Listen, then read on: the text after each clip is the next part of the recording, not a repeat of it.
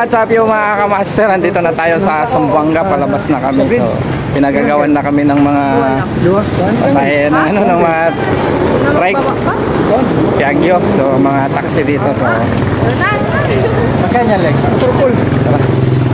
Yan, hanap pa kami ng masasakyan papunta sa bahay mga kamaster. Hanggang dito na lang, updates mamaya. Bienvenidos Zamboanga Airport. Yan, dito na tayo mga kamaster. Nasa town na tayo, tingnan mo yung mga kamaster, nasa town na tayo. Hanap kayo mga sakyan. Ayan, nandito na kami oh. Hanap lang kami mga sakyan. Ito na, naghanap na si Mrs. ko ng sasakyan. So, oh, bira na, 150. Tara na. Kape kayo dyan. Ayan na. Ikaw dyan, ako dyan. Sama ka? Oo, natikot na ka. Oo, sakay na. Ito na, sakyan na kami ng tricycle. So yun nga mga kamaster, nakasakay na tayo ng tricycle ni Kuya. So nakatid na kami sa may motor pool pasunang ka mga kamaster. So ito na, tricycle. Ganito yung tricycle sa amin.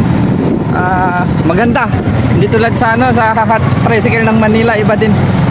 Yan. Pakita ko sa inyo yung highway. Yun. So, Zamboanga na kami.